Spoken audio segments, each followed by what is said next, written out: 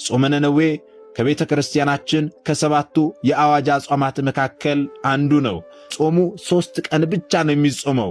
ቀናቶቹም ደግሞ በየትኛውም ዓመት ላይ ቢውሉ ዕለታቸውን አይለቁም። ይህ ማለት ጾሙ የሚጾመው ሰኞ፣ ማክሰኞ፣ ረቡዕ ነው። እነዚህ 3 ቀናት ብቻ ናቸው የሚጾሙት።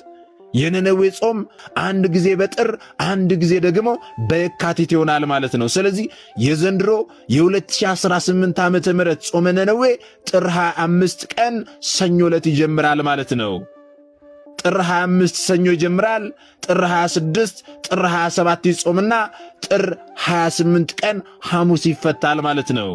ታዲያ የቤተ ክርስቲያን አባቶች ይህንን ጾም እንድንጾም የወሰኑት ስለምንድን ነው ስንል ልትጠፋ የነበረች ነነዌን እግዚአብሔር አምላክ በጾም ምክንያት ይቅር ስላላት ይህንን አምላካዊ ይቅርታውን ለዘላለም ለማሰብና ዛሬም በዚህ ዓለም ከነነዌ የከፋ ርኩሰትና ኃጢአት ስላለ የነነዌን ሕዝብ ይቅር ያልክ አምላክ ዛሬም እኛን ይቅር በለን ብለን እግዚአብሔር አምላክን በጾም እንድንማጽነው ይህችን የ3 ቀን ጾም ጾመ ነነዌን እንድንጾም ሥርዓት አድርገው ደንግገው አስቀምጠውልናል ማለት ነው።